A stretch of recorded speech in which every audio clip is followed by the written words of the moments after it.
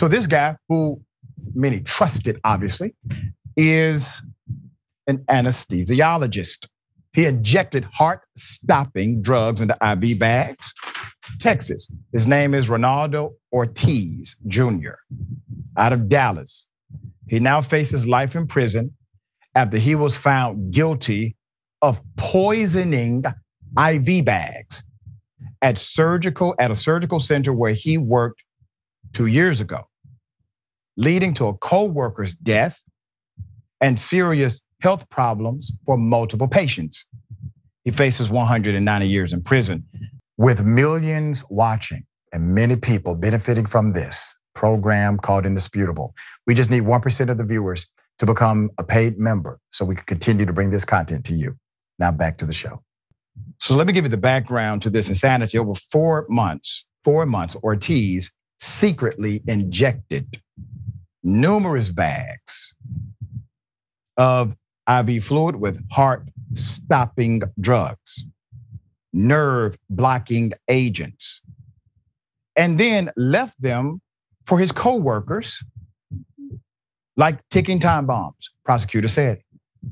Ortiz was actually caught on surveillance cameras placing the IV bags into a warming bin at the facility, checking on them later, and loading syringes with a mix of harmful drugs before injecting them into the bags. As his unwitting co-workers took up the poison bags one by one, Ortiz acted as if nothing was wrong, while several health emergencies unfolded around him, sick as hell. At the time, another anesthesiologist who worked at the facility, Dr. Melanie Casper, died while treating herself for dehydration using one of his spiked IV bags. John Casper, Dr. Casper's widower, testified that she died after suffering a serious cardiac event and with the IV from her workplace still in her arm as he tried desperately to save her life with CPR. Prosecutors never brought murder charges against Ortiz, even as Casper's autopsy found a lethal dose of bupivacaine, a local anesthetic used to numb specific areas of the body, which had been found on the bags he tampered with. The 4 victims, aside from Casper, included both men and women. The youngest was 18. The oldest was 78. Each of these patients suffered cardiac arrest during low-risk procedures, and they had to be rushed to the ER. Although he was only charged with these 4 cases, Ortiz was a suspect in more than a dozen other unexplained emergencies during the same 4-month period in 2022. Previously, court documents showed Ortiz had a history of disciplinary actions against him and complained the facility was trying to crucify him.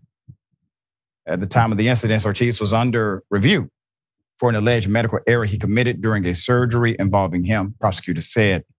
In one instance, a nurse said Ortiz refused to use an IV bag she took from the warmer by physically waving the bag off, court documents show. Federal agents saw Ortiz on footage exit his operating room carrying an IV bag concealed in a paper folder, swap the bag with another bag from the warmer, and walk away. About half an hour later, a 54-year-old woman suffered a cardiac emergency during a scheduled cosmetic surgery after a bag from that same warmer was used during her procedure. The motive for the crime could not be established, although prosecutors said they believe he was upset about being investigated for a mistake he made during surgery and might have wanted to make trouble for other doctors to improve his own image. Put up his picture again. To the prosecutors, I think you're completely wrong. I think this is simply a serial killer. It's a serial killer. And while we're talking about him in the context of what he did over those 4 months and his brief stint at that particular agency, you probably want to look back at his entire past. You may have a line of bodies that predate his work at the hospital. This is so sad. But I have to say this because we've been here before.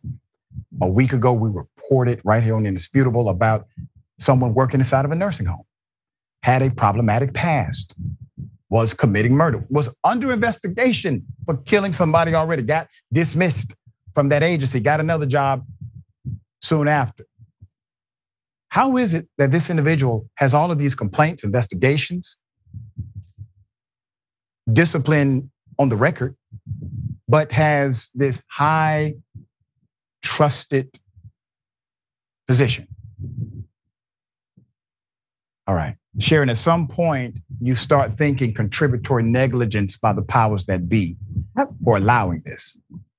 I'm right, we're in lockstep, Doc, once again, because I don't believe someone, and I too believe he's a serial killer, and not just by definition. You have to go back. Number one, I don't want to hear anything about a suspect and all these other, it sounds like they have investigative fatigue. Solve every case. And yes, the people who hired this isn't a one-off. There's issues and behavioral things that crop up right away that a lot of times people don't want to deal with. The pendulum has swung so far to the side of protecting some of these behaviors and due process that you have people dying, literally dying, falling to the ground and dying because of it.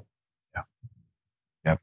We will bring an update. We don't know if the authorities are going to attempt to prosecute him for the other crimes that, they basically believe and know he did.